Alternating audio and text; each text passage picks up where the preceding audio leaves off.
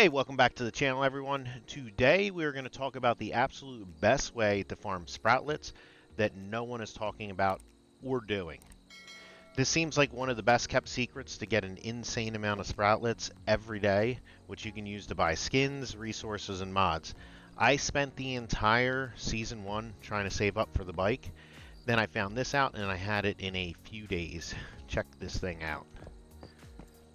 So this comes from an event that you may or may not have ever heard of called Highway Pursuit. It only happens one time per day, and it's at 9 p.m. server time, which for me is midnight. So you want to figure out when that is for your server and set an alarm. The event happens on every layer 1 through 10, so it's best to find a layer without anyone doing it because then you can get all the Sproutlets for yourself. It's also recommended to do this in a group because the Sproutlets are shared and you'll be able to get the max amount. If you do this solo, you'll still get a few thousand, but probably only get about 2/3 of what you could have gotten. To start the event, you're going to want to head to the Forsaken Monolith Teleportation Tower a few minutes before 9 o'clock. From there, you'll exit the location and head down to the road. This is where you can mount up and get ready for some fun. A big truck is going to spawn in, and after a minute or two, which there'll be a timer on the screen, it's going to start to drive slowly along the road, opening its back gate up and spitting out 3 blobs of Sproutlets, which you'll need to run over to obtain. If you're doing this solo, you can use the Jeep and you can move at an angle to get 2 of them at a time.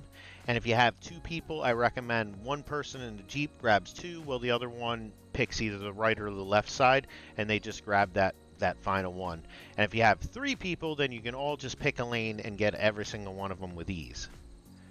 You'll want to move kind of slow, keeping a short distance from the truck so that you can pick them up. If you get too close, you'll miss them. And if you drive too slow, you'll get out of range and they'll disappear. There's essentially a big event bubble around the truck, and as the truck moves, everything that falls outside of this event bubble, which is going to look like a red wall, will disappear. It'll get sucked up and vanish. If your team manages to get all of the drops, which isn't very hard, you're going to walk away with over 3,000 Sproutlets. The route the truck is going to drive is essentially in one big circle. So it'll start here, it's going to go all the way up, over this bridge, around, down, over this bridge, around, and then it's going to loop all the way back to the starting point and drop you off basically right near the monolith again.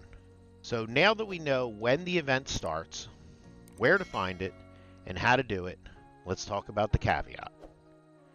This is a PvP event, just like Cargo Scramble, and as of right now, at least on my server, no one knows about it, so getting the 3,000 Sproutlets every night has been a breeze.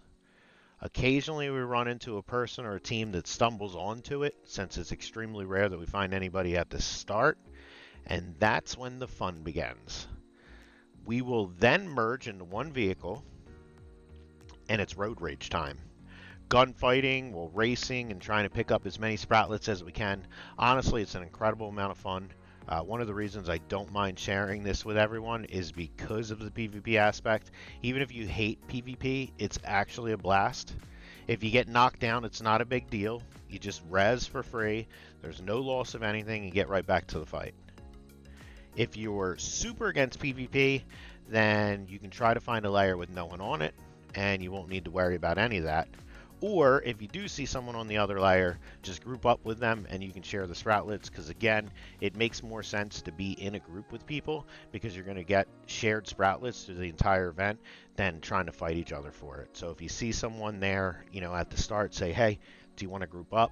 And then boom, you're doing this whole thing again, all 3,000 plus Sproutlets.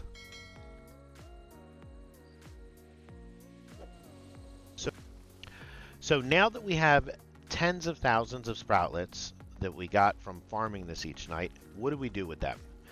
For these, you can head over to Nisa. She's going to be the jellyfish lady in every single town.